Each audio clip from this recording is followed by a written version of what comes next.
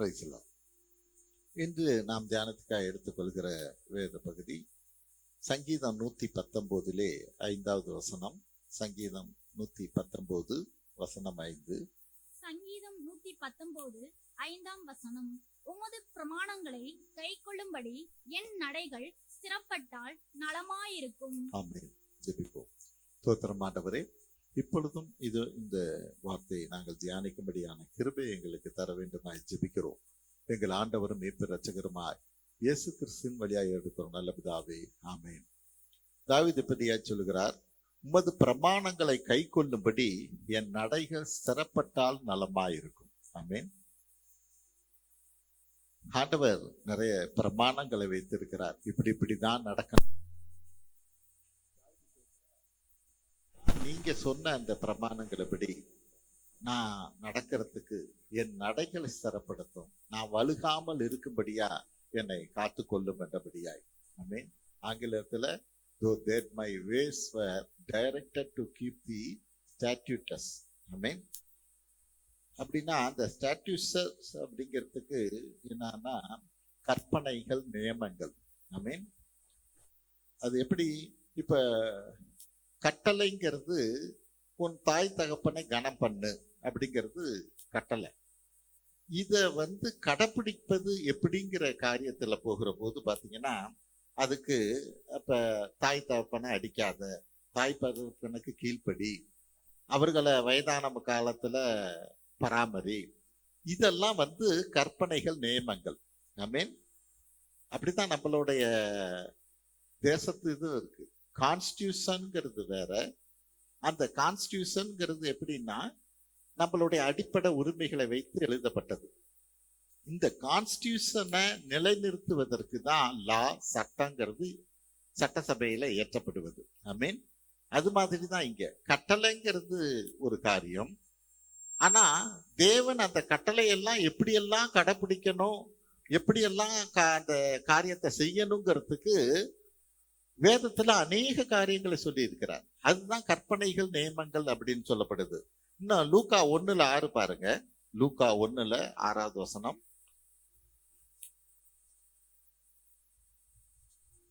லூக்கா 1ஆம் அதிகாரம் 6ஆம் வசனம். அவர்கள் இருவரும் கர்த்தரிட்ட சகல கற்பனைகளின் படியையும் நியமங்களின் படியையும் குற்றமற்றவர்களாய் நடந்து தேவனுக்கு முன்பாக நீதி உள்ளவர்களாய் இருந்தார்கள். ஆமென். யாரு? சகரியாவும் எலிசபெத்தும். அங்க என்ன சொல்லுது? அவர்கள் இருவரும் கர்த்தரிட்ட சகல கற்பனைகளையும் நியமங்களையும் குற்றமற்றவர்களாய் நடந்தார்கள். ஹல்லேலூயா. அப்ப கட்டளைங்கிற ஒரு காரியம் இருந்தாலும் நம்ம அதை மட்டும் பார்க்கறது இல்லை. வேதத்துல என்னன்னா அதை நிலைநிறுத்தும்படிக்காய் என்னென்ன கற்பனைகள் இருக்கு, நியமங்கள் இருக்குதோ அவற்றை எல்லாம் தானே நம்ம கடைப்பிடிக்கிறவங்களா இருக்கணும். ஆமென். அது மிக மிக முக்கியமானது. அதுல இந்த சகரியாவும் எலிசபெத்தும் வேதம் என்னன்னு சொல்லுது, அவங்க அதுல குற்றமற்றவர்களா இருந்தாங்க. ஒரு சின்ன தப்பு கூட செய்யல. இந்த காரியத்துல கடைபிடிக்கிறதுல அவர்கள் சரியாக இருந்தார்கள்னு. அதே போல அந்த சங்கீதம் 119:33 படிப்போம். சங்கீதம் 119:33வது வசனம். சங்கீதம் 119:33ஆம் வசனம். கர்த்தாவே, உமது பிரமாணங்களின் வழியை எனக்கு போதியும், முடிவு பரியந்தம் நான் அதை காத்துக்கொள்ளுவேன். ஆமென். தாவீது திரும்ப சொல்லுகிறார், அந்த பிரமாணங்களின் வழியை எனக்கு போதிங்க, எப்படி எப்படி கடைப்பிடிக்கிறதுன்னு எனக்கு போதிங்க, அத முடிவு பரியந்தம் நான் காத்துக்கொள்வேன் அப்படின்னு. ஹல்லேலூயா. அப்படி சொல்லுகிறார். இந்த ஆம்பிளிஃபைடு பைபிள்ல பாத்தீங்கன்னா established to observe your statutes. அதாவது இதுல என்னன்னா சேரும்னா hearing, receiving, loving and obeying. அதாவது அதை கேட்கறதுல, அதை உள்வாங்கிக்கிறதுல, அந்த காரியத்தை நான் செய்யணுங்கிற விருப்பப்படுறதுல கீழ்ப்படியறது, இது எல்லாமே சேர்ந்தது என்றபடியா அந்த வேதத்துல அந்த பைபிள்ல எக்ஸ்பிளனேஷன் கொடுக்குறாங்க. அப்ப இன்னைக்கு நான் அந்த பிரமாணங்களை நான் அறிந்திருக்கிறவனாக இருக்கணும். ஆமென். அதை நான் கடைப்பிடிக்கிறவனாக இருக்கணும். மத்தேயு 6:33 என்ன சொல்லுது? முதலாவது தேவனுடைய ராஜ்யத்தையும் அவருடைய நீதியும் தேடுங்கள், அப்பொழுது இவையெல்லாம் உங்களுக்கு கொடுக்கப்படும். அப்ப அவருடைய ராஜ்யத்தை நீதியும் தேடுகிறது எப்படின்னா இந்த பிரமாணங்களை எல்லாம் கடைபிடிக்கிற போதுதான். ஆமென். மத்தேயு 13:11 படிங்க. மத்தேயு 13:11. மத்தேயு 13ஆம் அதிகாரம் 11ஆம் வசனம். அவர்களுக்கு அவர் பிரதியுத்தரமாக, பரலோக ராஜ்யத்தின் ரகசியங்களை அறியும்படி உங்களுக்கு அருளப்பட்டது, அவர்களுக்கோ அருளப்படவில்லை. ஆமென். யார் யாரு இதை யார் கேட்கிறாங்களோ, அவங்க புரிஞ்சுக்கிறாங்களோ, அவங்களுக்கு வேதம் என்ன சொல்லுது? பரலோக ராஜ்யத்தின் ரகசியங்களை அறியும்படி உங்களுக்கு அருளப்பட்டது, அவர்களுக்கோ அருளப்படவில்லை. யாரு? புரிஞ்சுக்காதவங்களுக்கு, அதை கேட்காதவங்களுக்கு அது அருளப்படவில்லை.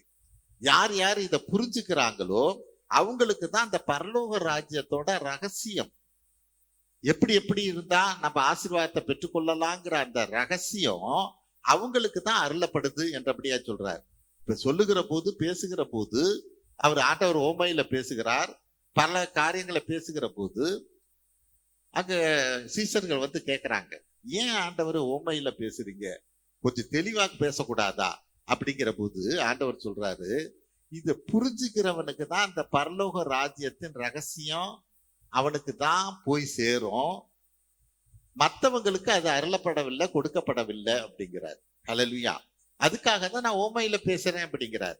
அப்ப இங்க சில காரியங்களை தேவன் நமக்கிட்ட கொண்டு வர்றார், நாம் அறியும்படியா, நம்ம புரியும்படியா, நம்ம காது கேட்கும்படியா கொண்டு வர்றாரு அப்படின்னா, அந்த ரகசியமானது தேவ ஆசீர்வாதத்தை பெற்றுக்கொள்ளும்படியா நமக்கு தான் கொடுக்கப்பட்டு இருக்கே ஒழிய மற்றவர்களுக்கு அது கொடுக்கப்படவில்லை என்றபடியா சொல்றார். இன்னும் லூக்கா 17:21 படிங்க. லூக்கா 17:21. லூக்கா 17ஆம் அதிகாரம் 21ஆம் வசனம். இதோ இங்கே என்றும் அதோ அங்கே என்றும் சொல்லப்படுகிறதற்கும் ஏதுவிராது, இதோ தேவனுடைய ராஜ்யம் உங்களுக்குள் இருக்கிறதே என்றார். ஆமென். இந்த தேவனுடைய ராஜ்யம் அங்க இருக்கு இங்க இருக்குன்னு நீங்க தேடாதீங்கிறார். அது உங்களுக்குள்ளதான் இருக்குங்கிறார். உங்களுக்குள்ளதான் அந்த தேவனுடைய ராஜ்யம் இருக்குன்னா என்ன அர்த்தம்? நீங்க இந்த பிரமாணங்களை கடைபிடிப்பதின் வழியாக நீங்க அந்த ராஜ்யத்துக்குள்ள இருக்கிறீங்கிறார். ஹல்லேலூயா. அது உங்களுக்குள்ளதான் இருக்கு. அந்த தேவனுடைய ராஜ்யம் எங்க இருக்குன்னு நீங்க தேடாதீங்க. ஹல்லேலூயா. அது எந்த நாட்டுல வேணாலும் நம்ம இருக்கலாம். ஆமென். எந்த நாட்டுல வேணாலும் இருக்கலாம். இப்ப சில பேர் பாருங்க, நம்ம தேசத்துல எங்கிட்டு வேணாலும் இங்கிட்டு குப்பையை போடலாம், அங்கிட்டு போடலாம், இங்கிட்டு போடலாம், நம்ம எச்சு துப்புவாங்க, என்னென்னமோ பண்றாங்க. இதே சிங்கப்பூர் போனா பண்ண முடியுமா? பண்ண முடியாது. ஹல்லேலூயா. பிடிச்சி அடுத்த செகண்ட் உள்ள தூக்கி போட்டுருவான், அல்லது ஏகப்பட்டது ஃபைன் பண்ணிடுவான். இப்ப சிங்கப்பூர்ல ஒரு 10 வருஷம் இருந்தவன் திரும்ப இந்தியாவுக்கு வந்தா அவன் என்ன பண்ணுவான் தெரியுங்களா? அந்த சிங்கப்பூரோட சட்டம் இவனுக்குள்ள இருக்கும். இவன் அது மாதிரி எங்க நினைச்ச இடத்துல வந்து குப்பையை போட மாட்டான், எங்கேயும் வந்து எச்சிட்டு போக மாட்டான். ஏன்னா அங்க இருந்து பழக்கம், பிராக்டிஸ் 10 வருஷமா அங்க இருந்து இருக்கிறான். ஹல்லேலூயா. அந்த சட்டம் இவனுக்கு தெரியும். அங்க ஒரு ஒழுங்குமுறையில வந்தபடினால இங்கேயும் அதே மாதிரி நடப்பான். ஹல்லேலூயா. ஆனா இந்தியாவுல ராஜாங்கம் வேற, அரசு வேற. ஆனா இவனுக்குள்ள சிங்கப்பூர் சட்டம் இன்னும் வேலை செஞ்சுக்கிட்டு தான் இருக்கும். ஆமென்.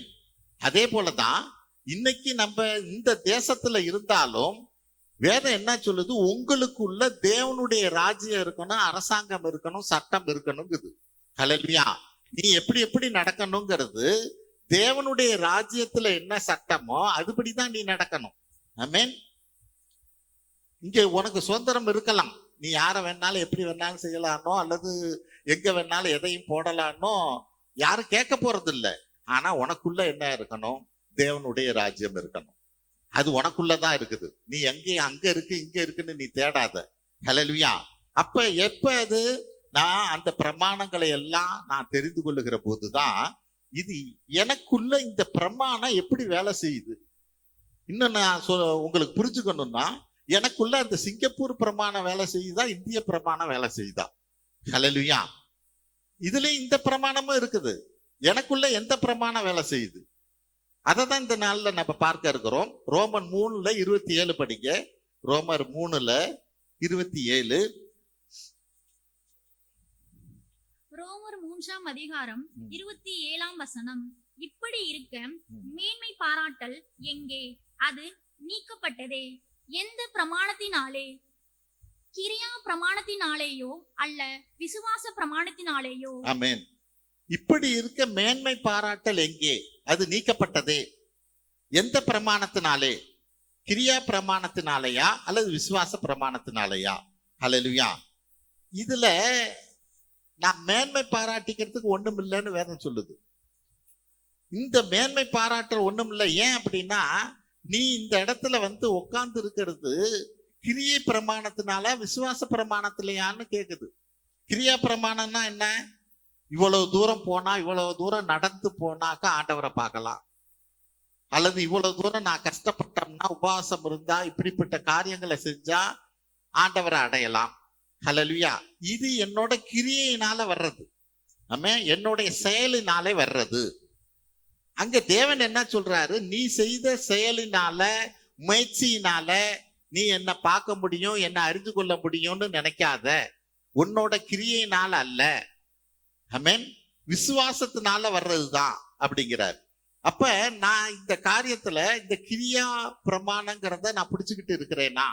ஒருவேளை நான் இப்படிப்பட்ட காரியத்துக்குள்ள வருகிற போது, தேவனுக்குள்ளாக ரட்சிப்புக்குள்ளா வருகிற போது, என்னுடைய கிரியை தான் என்னை ரட்சிப்புக்குள்ள நடத்துனது என்றபடியா நான் நினைக்கிறவனாக இருக்கக்கூடாது. ஆமென். எபேசியர் 2:9-10 படிப்போம். எபேசியர் 2:9-10. எபேசியர் 2ஆம் அதிகாரம் ஆமென். 9-10ஆம் வசனம். ஒருவரும் பெருமை பாராட்டாதபடிக்கு இது கிரியைகளினால் உண்டானதல்ல. ஆமென். ஏனெனில் நற்கிரியைகளை செய்கிறதற்கு நாம் கிறிஸ்து இயேசுவுக்குள் சிருஷ்டிக்கப்பட்டு தேவனுடைய செய்கையாயிருக்கிறோம். அவைகளில் நாம் நடக்கும்படி அவர் முன்னதாக அவைகளை ஆயத்தம் பண்ணியிருக்கிறார். ஆமென். அப்ப இங்க வேதம் என்ன சொல்லுது? ஒருவரும் பெருமை பாராட்டாதபடிக்கு இது கிரியினால் உண்டானதல்ல, ஏனெனில் நற்கிரியைகள் செய்கிறதற்கு நாம் கிறிஸ்து இயேசுவுக்குள் சிருஷ்டிக்கப்பட்டிருக்கிறோம். அதாவது நான் ரட்சிக்கப்பட்டு கிறிஸ்துவுக்குள்ளாக வந்து ஏன் வந்தேன் அப்படின்னா, நான் நல்ல காரியம் செய்யும்படிக்காக தேவன் என்ன ரட்சிப்புக்குள்ள நடத்தி இருக்கிறார். நான் என்ன பண்றேன்? முன்னாடி நல்ல காரியம் செய்வதனால ரட்சிப்புக்குள்ள வருவேன்னு நான் நினைச்சுக்கிட்டு நல்ல காரியத்தை செஞ்சேன்னா அது நடக்காத காரியம். ரெண்டுக்கும் வித்தியாசம் இருக்கு. நான் ரட்சிப்புக்குள்ள வந்தது தேவனுக்காக, கிறிஸ்துவுக்குள்ளாக நான் நல்ல காரியத்தை நற்கிரியை செய்யும்படிக்காக. ஆனா நற்கிரியை செய்வதனால நான் ரட்சிக்கப்படுவேன் அப்படிங்கிறதுக்காக அல்ல. அப்படி செய்ய முடியாது. ஹல்லேலூயா. ஏன்னா இது கிரியையினால வர்றது அல்ல. நான் நல்ல காரியம் செய்யறதுனால கிறிஸ்துவுக்கு பிரியமா இருப்பேன் அப்படின்னு நான் நினைச்சேன்னா அது தப்புங்குது. ஹல்லேலூயா. அது தவறான காரியம். நீ உன்னை ரட்சிப்புக்குள்ள நடத்தி கிறிஸ்துவுக்குள்ளாக வந்தது நீ நல்ல காரியம் செய்யும்படிக்கா. ஹல்லேலூயா. ஆகவே அதுக்கான சில பலன்கள் உண்டு.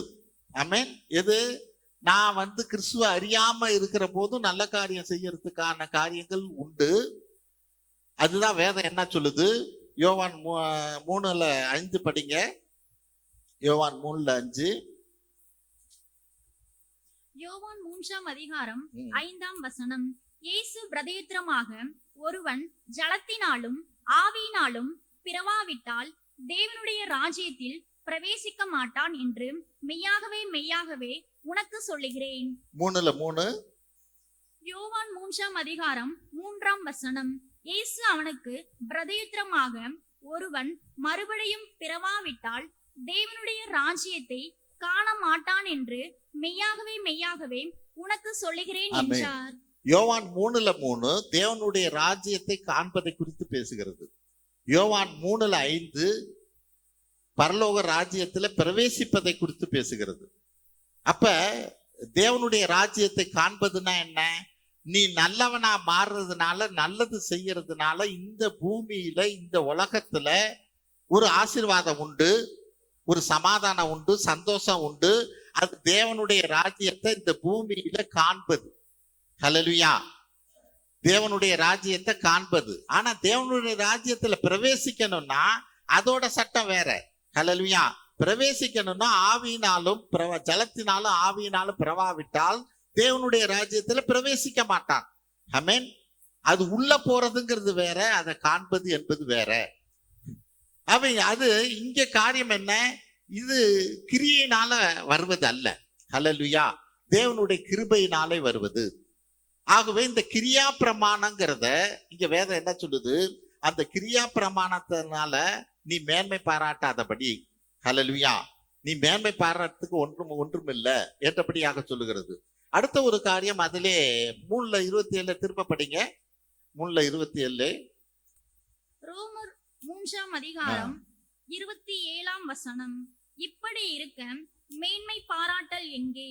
அது நீக்கப்பட்டதே. எந்த பிரமாணத்தினாலே? கிரியா பிரமாணத்தினாலேயா அல்ல விசுவாச பிரமாணத்தினாலேயே? ஆமென்.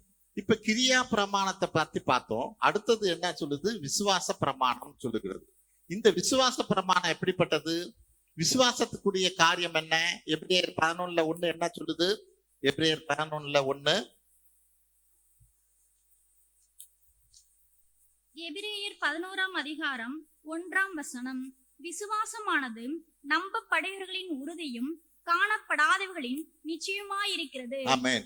இந்த விசுவாச பிரமாணம் எப்படிப்பட்டதுன்னா, நம்பப்படுகிறவரின் உறுதியும் காணப்படாதவையும் நிச்சயமாக இருக்கிறது. இவான்ஸ்னு ஒருத்தர் சொல்றார், faith is neither knowing nor seeing but trusting God's word as it is. நீ ஒரு காரியத்தை தெரிஞ்சு கொள்வதனாலேயோ பார்ப்பதினாலேயோ அது விசுவாசம்னு சொல்லிட முடியாது. நீ தேவனுடைய வார்த்தையை நம்புவதனாலதான். ஹல்லேலூயா. இது எப்படிப்பட்டது? இது நம்பப்படுகிறவன் உறுதி, காணப்படாதவையும் நிச்சயம். ஆமென். இதை நம்ம எப்படி பார்க்கலாம்? இங்க இதுலதான் பார்க்க முடியும். எங்க? அதே எபிரேயர் 11:8 வசனம் படிங்களேன். எபிரேயர் 11:8. எபிரேயர் 11ஆம் அதிகாரம் 8ஆம் வசனம். விசுவாசத்தினாலே ஆபிரகாம் தான் சுதந்திரமாக பெறப்போகிற இடத்திற்கு போகும்படி அழைக்கப்பட்ட போது கீழ்ப்படிந்து தான் போகும் இடம் இன்னதென்று அறியாமல் புறப்பட்டு போனான். ஆமென். விசுவாசத்தினால ஆபிரகாம தான் அழைத்த போது, நீ வீட்டை விட்டு நாட்டை விட்டு 12வது அதிகாரம் 1வது வசனம் ஆதியாகமத்துல சொல்லப்படுது, இனத்தை விட்டு எல்லாம் வெளியே வான்னு சொல்லுகிற போது போகும் இடம் இன்னதென்று அறியாமல் போனான். இதுதான் விசுவாசம்னு சொல்லுது. இந்த விசுவாசம் என்ன? அவர் ஆண்டவர் சொன்ன காரியத்துல அவன் என்ன பண்றான் பாருங்க. அந்த விசுவாசமான நம்பப்படுகிறேன் உறுதி. ஆண்டவர் சொல்லிட்டார், கர்த்தர் சொல்லிட்டார், என்ன நாட்டை விட்டு வீட்டை விட்டு இனத்தை விட்டு எல்லாம் வெளியே வான்னு சொல்லிட்டார். அப்படிங்கிறதுல கர்த்தர் சொன்னாருங்கிற அந்த வார்த்தையில உறுதியா இருந்து வெளியில வர்றான். காணப்படாதவன் நிச்சயம். ஆனா எங்க போகணுங்கிறது சொல்லல. அது எந்த இடமா இருக்கும், எப்படி இருக்கும், என்னோட எதிர்காலம் எப்படி இருக்கும், எதுவுமே சொல்லல. ஹல்லேலூயா. இது இப்படிப்பட்ட காரியம்தான் வேதம் என்ன சொல்லுகிறது? நம்பப்படுகிறவன் உறுதி. ஹல்லேலூயா. அது காணப்படாததின் நிச்சயம். ஆமென். நமக்கு கண்ணுக்கே தெரியாது, நமக்கு எதுவுமே தெரியாது. ஒரு நிச்சயம் உண்டு. கர்த்தர் நீ இதை விட்டு வெளியே வா, உன்னை பெரிய ஜாதி ஆக்குவேன்னு சொல்லி இருக்கிறார். ஹல்லேலூயா. நான் எங்க போகணும், எப்படி போகணும், எதுவுமே சொல்லல. ஆமென். இதுதான் விசுவாச பிரமாணம்னு வேதம் சொல்லுகிறது. நீ கிரியை பிரமாணத்தினாலயா விசுவாச பிரமாணத்தினாலயா? அப்ப நம்ம வாழ்க்கையில இதை எப்படி அப்ளிகல் பண்ணலாம்? நான் செய்யற ஒரு காரியத்தினால, கிரியையினால நான் கர்த்தருக்கு பிரியமா இருக்க முடியாது. ஆனா நான் கர்த்தரை பிடித்து கொள்ளுகிற காரியத்துல என் சொந்த பந்தம் என்னை கைவிட்டுடும், இவங்க விட்டுடும், அவங்க விட்டுடுங்கிற பல காரியங்கள் என்னை சுத்தி இருக்கலாம். ஆனா நம்பப்படுகிறேன் உறுதியாக நான் என்ன பண்ணணும்? தேவன் என்னை ஆசீர்வதிப்பார் என்றபடியா நான் வருகிற போது வேதம் என்ன சொல்லுது? அது காணப்படாத நிச்சயம். நீ எதிர்காலத்துல எப்படியெல்லாம் ஆசீர்வதிக்கப்படுவேங்கிறத தேவன் உனக்கு இப்ப காமிக்கல. அது காணப்படாதவன் நிச்சயமா இருக்குது. நீ காலடி எடுத்து வச்சுன்னா, வெளியே வந்தீன்னா உன்னை பெரிய ஜாதி ஆக்குவார். ஹல்லேலூயா. இதுதான் விசுவாச பிரமாணம். இந்த விசுவாச பிரமாணத்துக்கு நான் கீழ்ப்படுகிறவனாக இருக்கணும். தேவனுடைய அழைப்பு மட்டும் போதுமானது. அது ஒருவேளை ஒரு வார்த்தையா இருக்கலாம், அல்லது நம்மளோட இருதயத்தில் இருக்கிற ஒரு விருப்பமாக இருக்கலாம். ஆமென். இன்னும் சொல்ல போனா சில இடத்துல ஒரு வெறுமைன்னு சொல்றதுக்கு இல்ல, ஒரு வேக்கண்ட் பிளேஸாக இருக்கலாம். ஹல்லேலூயா. அந்த இடத்த நிரப்ப யாருமே முன் வரலன்னு கூட இருக்கலாம். ஹல்லேலூயா. எப்படி நம்ம இந்த செக்கினா பயிற்சியே பார்த்தீங்கன்னா, நாங்க 2 முறை ஒரு வருஷம் அருணா ஹோட்டல்ல மீட்டிங் போடுறோம். இருந்த பெரிய டீச்சர்ஸ் எல்லாம், இது ஏன் நின்று போச்சு, இது தொடர்ந்து நடத்தலாமே, அநேகர் ரட்சிப்புக்குள்ளா நடத்துறதுக்கு ஒரு காரியமா இருக்கேன்னு முதல்ல மீட்டிங் போடுறோம். மீட்டிங் முடிஞ்சது, அவங்க போயிட்டாங்க, நடக்கல. அதுக்கு அடுத்த வருஷம் திருப்பியும் அதே ஹோட்டல்ல மீட்டிங் போடுறோம், திருப்பியும் பேசுறோம்.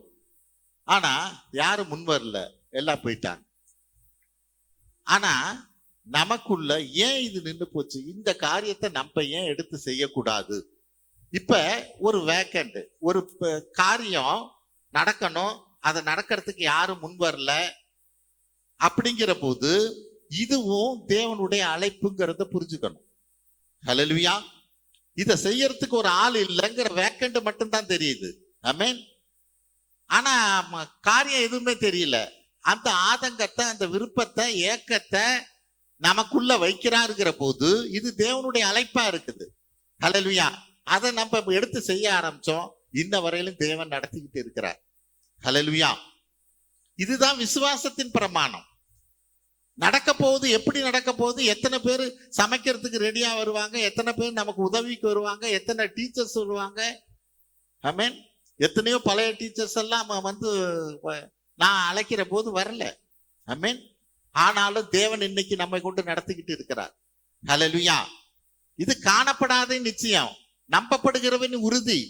ஹல்லேலூயா. எப்படி செய்ய போறாருங்கிறத நமக்கு சொல்லல. இதுக்கு எவ்வளவு செலவாகும், என்ன ஆகும் அப்படிங்கிற காரியம்லாம் நமக்கு தெரியாது. இது தேவன் சந்திப்பாரா, அது நமக்கு தெரியாது. ஆனால் அந்த வேக்கண்ட், ஒரு இடத்துல ஒரு காரியம் செய்யறதுக்கு, தேவனுடைய காரியத்தை செய்யறதுக்கு ஒரு ஆள் இல்லை என்றபடியாய் தெரிகிற போது, நம்ம காலெடுத்து வைக்கிற போது தேவன் என்ன வரை நடத்திக்கிட்டு இருக்கிறார். இதுதான் விசுவாச பிரமாணம். ஹல்லேலூயா. இந்த பிரமாணத்துக்கு, இந்த விசுவாச பிரமாணத்துக்கு நான் காலடி வச்சா அது எப்படி இருக்கும் தெரியுங்களா? ஒரு கம்பள விரிப்பு போல ஒரு பெரிய வரவேற்பு அங்க இருக்கும். ஆமென். அதுவும் இல்லாம இந்த காரியத்துக்கு நான் ஏறி போகணும். எப்படி? லூக்கா 22:12 படிங்கள. லூக்கா 22:12. லூக்கா 22ஆம் அதிகாரம் 12ஆம் வசனம். அவன் கம்பள முதலானவைகள் விரித்திருக்க மேல் வீட்டில் உள்ள ஒரு பெரிய அறையை உங்களுக்கு காண்பிப்பான், அங்கே ஆயத்தம் பண்ணுங்கள் என்று சொல்லி அனுப்பினார். ஆமென். ஆண்டவருக்கான போதனத்தை, பந்தியை ஆயத்தப்படுத்தபடியா எங்க போய் ஆண்டவரை செய்யறது, யார் வீடு கொடுப்பா ஏற்றபடியா சொல்ற போது ஆண்டவர் சொல்றார், நீ முன்னாடி போ, ஒருத்தன் வருவான், அவன் பின்னாடி போ, அவன் ஒரு வீட்டை காமிப்பான், ஒரு மேல் வீட்டு அறையா இருக்கும், அங்க கம்பள விரிப்பெல்லாம் போட்டு தயாரா இருக்கும், நீ போய் பாருங்கிற. ஹல்லேலூயா. எந்த இடம்னு தெரியாது. ஆமென். இது எப்படி நடக்கும்னு தெரியாது. நான் காலடி எடுத்து வைக்கிற போது தேவன் கம்பள விரிப்பை வச்சு அதுல நம்மள நடக்க செய்வார். ஆமென். ஆனா விசுவாசத்துல அந்த மேல் வீட்டு அறைக்கு நான் போறவனாக இருக்கணும். ஹல்லேலூயா. விசுவாசத்துல நான் மேல் வீட்டு அறைக்கு போகிற போது எல்லா தயாரிப்பும் அங்க இருக்கும். ஆமென். இதுதான் விசுவாச பிரமாணம். இது கிரியை பிரமாணம் அல்ல. ஹல்லேலூயா. கிரியையினால வர்ற பிரமாணம் அல்ல. இது காணப்படாதவன் நிச்சயம், நம்பப்படுகிறவன் உறுதி. ஹல்லேலூயா. இந்த இடத்தை பிடிக்கணும். ஆமென். இந்த இடத்தை தேவனுக்குள்ளாக, கிறிஸ்துவுக்குள்ளாக இந்த இடத்தை யார் யார் பிடிக்கிறாங்களோ அவங்களுக்கெல்லாம் தேவன் கம்பள விரிப்ப வைப்பார். ஹல்லேலூயா. இது உலகத்தில் பயந்தோ, ஊருக்கு பயந்தோ, ஜனத்துக்கு பயந்தோ, பணத்துக்கு பயந்தோ, ஹல்லேலூயா, நான் பின்வாங்கினோம்னா இந்த மேல் வீட்டறை அடையவே முடியாது. ஆமென். இடத்துக்கு போகவே முடியாது. நான் அதுல உறுதியா இருக்கிற போது மட்டும்தான் தேவன் என்னை வழி நடத்த முடியும். ஆமென். அடுத்து 3வது காரியம், ரோமர் 7:21 படிங்க. ரோமர் 7:21. ரோமர் 7ஆம் அதிகாரம் 21ஆம் வசனம். ஆனபடியால் நன்மை செய்ய விரும்புகிற என்னிடத்தில் தீமை உண்டென்கிற ஒரு பிரமாணத்தை காண்கிறேன். ஆமென். தீமைங்கிற ஒரு பிரமாணம் எனக்குள்ள வேலை செஞ்சுக்கிட்டே இருக்குது. நான் நன்மை செய்யணும், காலடி எடுத்து வைக்கணும், இப்படி எல்லாம் செய்யணும்னு நான் விரும்புறேன் தான். ஆனா தீமைங்கிற ஒரு பிரமாணம் எனக்குள்ள இருக்கிற அந்த தீமை பிரமாணம் என்னை பிடிச்சி கீழே இழுக்குது. ஹல்லேலூயா. இன்னொரு பிரமாணம் எனக்குள்ள வேலை செஞ்சுக்கிட்டே இருக்குது. ஐயா, நீ போனீன்னா உன் எதிர்காலம் என்ன ஆகுது? ஆமென். அங்க போனா எப்படி ஆகும், இப்படி ஆகுமே, அப்படி ஆகுமேங்கிற இன்னொரு பிரமாணம் எனக்குள்ள வேலை செஞ்சுக்கிட்டே இருக்குது. ஹல்லேலூயா. அததான் பவுல் சொல்லுகிறார். ஆமென். நான் நன்மை செய்ய விரும்புறேன், நல்லது செய்ய விரும்புறேன். தேவன் என்கிட்ட பேசி இருக்கிறார், இந்த காரியத்தை நான் செய்ய விரும்புகிறேன் தான். ஆனா தீமைங்கிற ஒரு பிரமாணம் எனக்குள்ள வேலை செஞ்சுக்கிட்டே இருக்குதே, என்ன விட மாட்டேங்குதே. ஹல்லேலூயா. இதைதான் நான் தாண்டி வரணும். ஆமென். நம்மள அந்த காரியத்தை செய்யவே விடாது. இதுதான் பழைய ஆதாமுடைய குணம் என்றபடியா சொல்லப்படுகிறது. இந்த காரியத்துக்குள்ள நான் வர்றவனாக இருக்கக்கூடாது. இது இருக்கிற போது இது சில நேரங்கள்ல தீமைன்னு தெரிஞ்சும் சில காரியத்தை நான் செய்கிறவனாகவே இருப்பேன். ஹல்லேலூயா. தேவன் சொல்லி இருப்பார், இந்த காரியத்தை செய்யாதன்னு சொல்லி இருப்பார், இந்த பழத்தை சாப்பிடாதன்னு சொல்லி இருப்பார். ஆனாலும் நான் சாப்பிடுவேன். ஆமென். இது தீமைன்னு தெரியும். ஏன்னா இந்த ஒரு பிரமாணம் எனக்குள்ள வேலை செய்யுது. ஹல்லேலூயா. நான் அது எதிர்த்து நிக்கவோ அதுல இருந்து வெளியே வர்றவோ நான் எந்த முயற்சியும் பண்றதில்லை. ஆமென். ரோமர் 7:24 படிப்போம். பவுல் என்ன சொல்றாரு பாருங்க. ரோமர் 7:24 நிர்பந்தமான மனுஷன் நான், இந்த மரண சரீரத்தினின்று யார் என்னை விடுதலையாக்குவார்? ஆமென். இந்த தீமையான பிரமாணத்திலிருந்து யார் என்னை விடுதலை ஆக்குவார்? நான் நிர்பந்தமான மனுஷன் நான்கிறார். என்னை போட்டு இது நெருக்குதே, என்ன இந்த காரியத்தை, தேவனுக்கான காரியத்தை செய்ய விடாதபடி என்ன ஒரு தீமைக்கான பிரமாணம் என்னை நெருக்கிக்கிட்டே இருக்குது. நான் நிர்பந்தமான மனுஷன் தான், யார் என்னை விடுதலை ஆக்குவார்? ஆமென். அவர் ஆண்டவர் இயேசு கிறிஸ்து தான் விடுதலை ஆக்குவார். ஹல்லேலூயா. நான் அந்த விசுவாசத்துல, அந்த விசுவாச பிரமாணத்துல கால் எடுத்து வைக்கிற போது மட்டும்தான் அதுல இருந்து என்னை விடுதலையாக்கப்படவே முடியும். இன்னொரு பிரமாணம் இருக்கு பாருங்க, ரோமர் 7:23 பாருங்க. ரோமர் 7:23. ரோமர் 7:23 ஆகிலும் என் மனதின் பிரமாணத்துக்கு விரோதமாய் போராடுகிற வேறொரு பிரமாணத்தை என் அவயங்களில் இருக்க காண்கிறேன். ஆமென். மனதின் பிரமாணம், இந்த மனதின் பிரமாணத்துக்கு விரோதமா போராடுகிற வேறொரு பிரமாணம், அதுதான் தீமையின் பிரமாணம். ஹல்லேலூயா. மனதின் பிரமாணம்னு ஒண்ணு இருக்குது. அந்த பிரமாணம் என்ன சொல்லுது? தேவனுடைய காரியத்தை செய்யும்படிக்காக என்ன சொல்லுது. ஆனா வேறொரு பிரமாணம், தீமையின் பிரமாணம், அதை என்னை செய்ய விடாதபடி என்னை தடுக்குது. ஹல்லேலூயா. அப்படின்னா என்ன?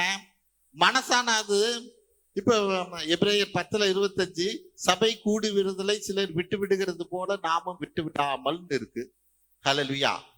இப்ப இந்த காரியத்துல மனதின் பிரமாணம் என்ன சொல்லும்? சரி, நீ போறதுதான் நல்லது, சபைக்கு போகணும், ஆசீர்வாதத்தை தேவன் கொடுப்பார்னு. இன்னொரு தீமையின் பிரமாணம் என்ன பண்ணும்? என்னை இழுக்கும். ஹல்லேலூயா.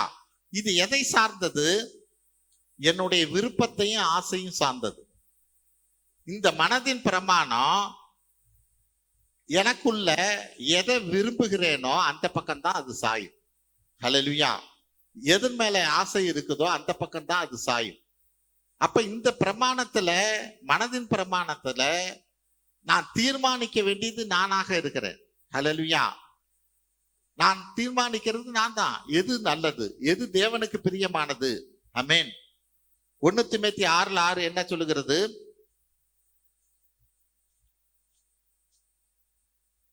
1 தீமோத்தேயு 6:6 போதுமென்கிற மனதுடனே கூடிய தேவ பக்தியே மிகுந்த ஆதாயம். ஆமென். போதும் என்கிற மனதோடு கூடிய தேவ பக்தியே மிகுந்த ஆதாயம். இந்த காரியத்துல என்னுடைய மனதின் பிரமாணம் எப்படியா இருக்கும்? ஹல்லேலூயா. இதை என்னால புரிஞ்சுக்க முடியாது. இத தீமைங்கிற பிரமாணம் என்ன பண்ணும்? என்னை புளிச்சு அன்னைக்கு தான் இழுக்கும். ஹல்லேலூயா. எப்படி இன்னும் சொல்ல போனா, இன்னைக்கு சபைக்கு போறதா, இன்னைக்கு வேலைக்கு போனா ஒரு 2000 ரூபாய் சம்பளம் கிடைக்கும் அப்படின்னா, இந்த மனதின் பிரமாணத்துல தீர்மானம் எடுக்க வேண்டியது நான் தான். ஹல்லேலூயா. இங்க போதும் என்கிற மனதோடு கூடிய தேவ பக்தியே ஆதாயம்னு சொல்லுது. இது எப்படி எனக்கு ஆதாயமாக முடியும்? நான் போதும், இந்த 2000 ரூபாய்க்கு வேலைக்கு போக வேண்டாம், இன்னும் இருக்கிறது போதும் அப்படின்னு எப்படி நான் தீர்மானிக்க முடியும்? அதுதான் ஆதாயம்னு வேதம் சொல்லுது. ஏன் எப்படி சொல்லுது அப்படின்னா, நான் ஒருவேளை இன்னைக்கு போய் 2000 சம்பாதிக்கலாம், அந்த வாரத்திலே என் வீட்டுல பிள்ளைங்களுக்கு உடம்பு சரியில்லை, வீட்டுக்காரருக்கு உடம்பு சரியில்லை, 4000 செலவாயிடும். ஹல்லேலூயா. இது போறது எனக்கு தெரியாது. ஆனா சாத்தான் என்ன சொல்லுது தெரியுமா? நல்ல வேலை நீ வேலைக்கு போன, ஒரு 2000 ரூபாய் காசாவது கிடைச்சது இன்னைக்கு செலவுக்கு. ஹல்லேலூயா. இன்னைக்கு நம்ம ஆஸ்பத்திரி செலவுக்காவது ஆச்சு, நீ அன்னைக்கு வேலைக்கு போகாம இருந்தீன்னா உனக்கு 2000 கிடைச்சிருக்காதே அப்படிங்கும். ஆனா தேவன் எப்படிப்பட்டவர்? நீ அங்க வேலைக்கு போகாம இருந்திருந்தீன்னா இன்னைக்கு இன்னும் 2000 செலவு ஆகாம இருந்திருக்கும். 2000 பிளஸ் 2000 4000 போயிடுச்சு. ஹல்லேலூயா. அது நமக்கு புரியாது.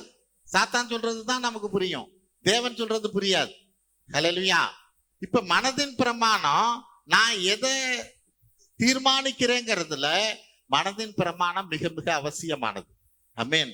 அது என்னுடைய ஆசையின்படியோ என்னுடைய விருப்பத்தின்படியோ அந்த காரியத்தை நான் தீர்மானிக்கிறவனாக இருந்தேன்னா அது எந்த விதத்திலும் எனக்கு ஆசீர்வாதமாக இருக்காது. ஹல்லேலூயா. அடுத்தது அது இப்ப அந்த காரியம்தான் மத்தேயு 6:24 என்ன சொல்லுது? 2 எஜமானுங்களுக்கு ஊழியம் செய்ய ஒருவனாலும் கூடாது. இந்த 2வது எஜமான் யாரு? இதுதான் ஆசை, விருப்பம், என்னுடைய மனது விருப்பம். ஆமென். நான் இந்த எஜமான யார் யாரோன்னு நான் நினைச்சுக்கிட்டு இருக்கேன், நான் தீர்மானிக்கிறது தான். ஹல்லேலூயா. இந்த 2வது எஜமான் என்ன ஆளுக பண்ணுவான்னா, ஹல்லேலூயா, என்னுடைய ஆசையோ என்னுடைய விருப்பமோ எனக்கு எஜமானா இருந்து தேவனை விட்டு விலகும்படியாக செய்யுது. ஹல்லேலூயா. அதை எஜமானா இருக்க விடக்கூடாது. ஆமென். இதுதான் 2 எஜமானுக்கு என்றபடியாய் இது ஒவ்வொரு காரியத்திலுமே இருக்கும். ஆமென். ஒவ்வொரு காரியத்திலுமே அது எந்த வெவ்வேறு காரியமாக இருக்கலாம். அந்த ஒவ்வொரு காரியத்திலுமே யார் எஜமானுங்கிறத நான் கண்டுபிடிக்க தெரியணும். எனக்கு அந்த காரியத்துல கர்த்தர் தான் எனக்கு எஜமானானா இருக்கிறாரா, இல்ல வேறொரு சொந்தக்காரன் எஜமானானா இருக்கிறானா, அல்லது பணம் எனக்கு எஜமானா இருக்குதா அப்படிங்கிறத நான் அறிந்தவனாக புரிந்தவனாக இருக்கணும். ஆமென். எதுக்கு நான் கீழ்ப்படுகிறேங்கிறத புரிந்தவனாக இருக்கணும். ஆமென். அதுதான் நமக்கு ஆசீர்வாதம். அடுத்த ஒரு பிரமாணம் ரோமர் 7:23 படிங்க. அதிலே ரோமர் 7ஆம் அதிகாரம் 23ஆம் வசனம். ஆகிலும் என் மனதின் பிரமாணத்துக்கு விரோதமாய் போராடுகிற வேறொரு பிரமாணத்தை என் அவயங்களில் இருக்க காண்கிறேன். அது என் அவயங்களில் உண்டாயிருக்கிற பாவ பிரமாணத்துக்கு அவயங்களில் உண்டாயிருக்கிற பாவ பிரமாணம். ஹல்லேலூயா. அது என்ன? என் சரீரத்திலே அவயங்களிலே உண்டாயிருக்கிற ஒரு பாவ பிரமாணம். இந்த பாவ பிரமாணம் என்ன பண்ணுது? என்ன பாவம் செய்ய தூண்டுகிறதாக இருக்கிறது.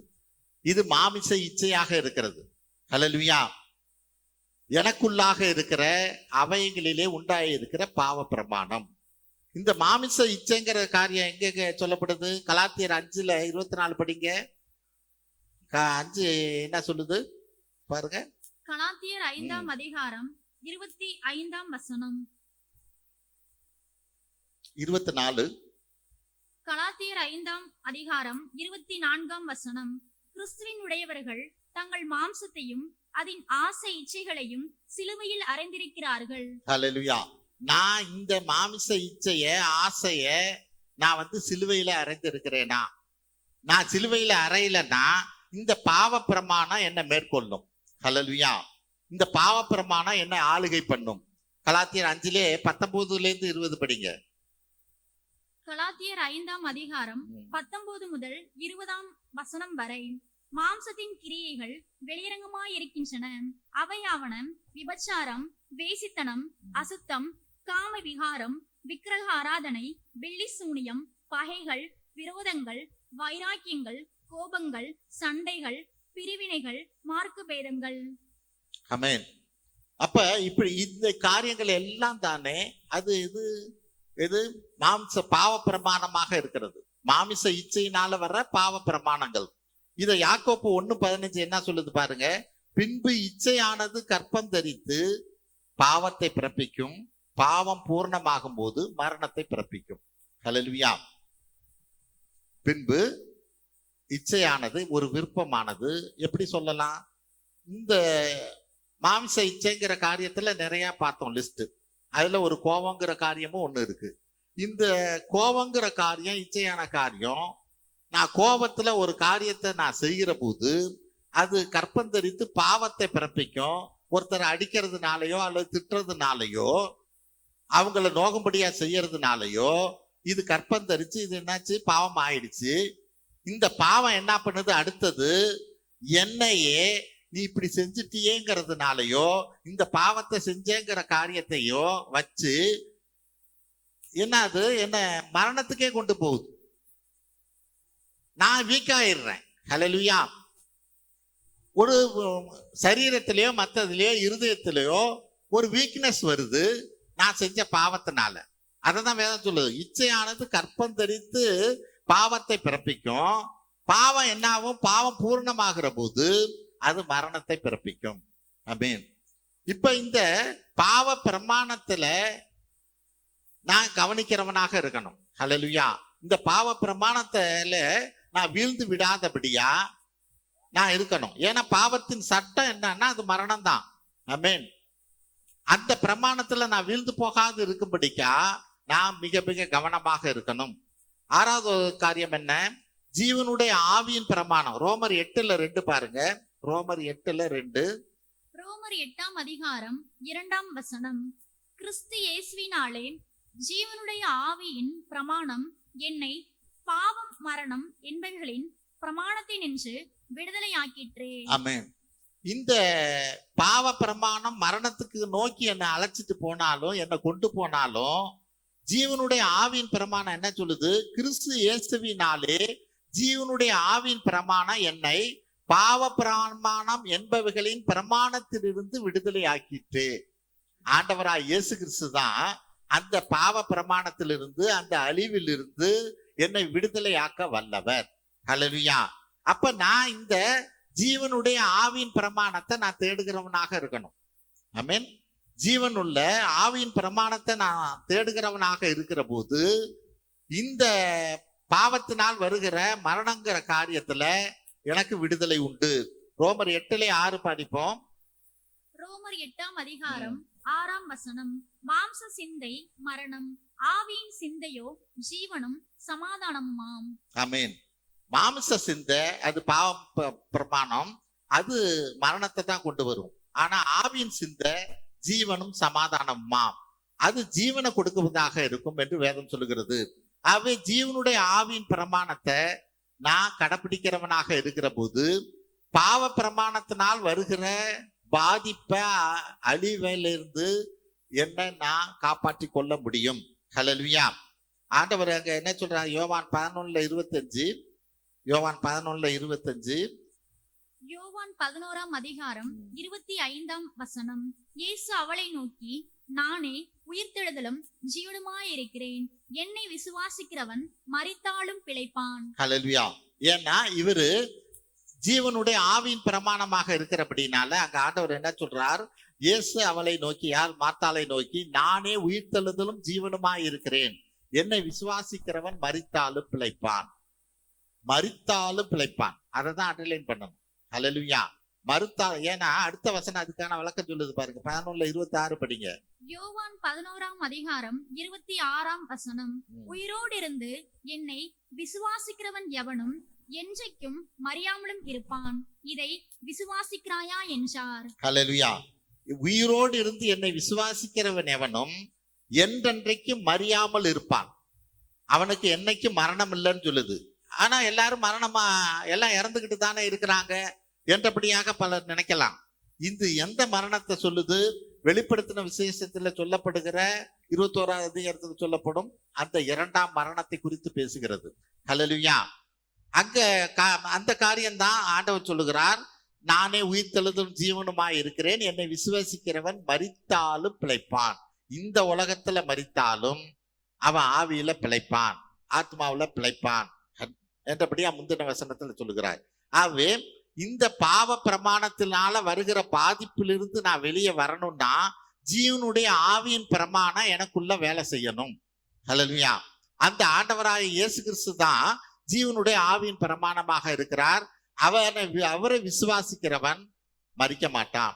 ஆமென். மரித்தாலும் பிழைப்பான் என்று வேதம் சொல்லுகிறது. கடைசியா 7வது நீதியின் பிரமாணம். ரோமர் 9:31 படிப்போம். ரோமர் 9:31. ரோமர் 9ஆம் அதிகாரம் 31ஆம் வசனம்.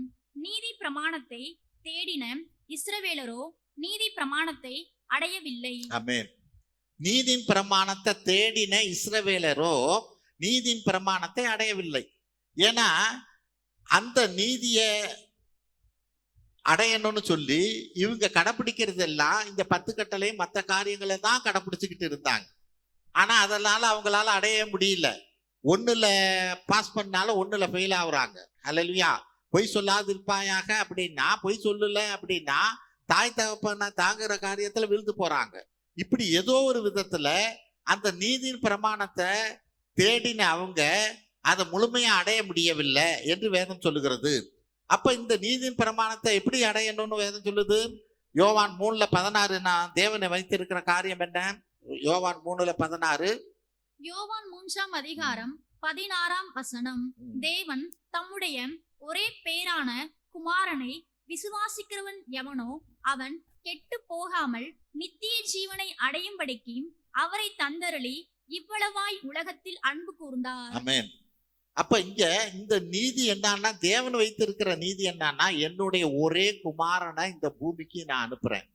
அவர் உங்களது பாவங்களுக்காக அடிக்கப்பட்டு நொறுக்கப்பட்டு சிலுவையில மரிப்பார். அவர் ரத்தத்தினாலே உங்கள் பாவங்கள் மன்னிக்கப்படுங்கிறது தேவனுடைய நீதி. ஆனா இந்த நீதியை அந்த இஸ்ரவேலர்கள் தேடாதபடி தங்களுடைய முயற்சியினால 10 கட்டளைய கடைப்பிடிக்கணும்னு நினைக்கிறாங்க. அவங்க வீழ்ந்து போறாங்க. ஆனா இது ஆண்டவராய் இயேசு கிறிஸ்துவை அவர்கள் விசுவாசிப்பார்களானால், அவரை நம்புவார்களானால், வேதம் என்ன சொல்லுது?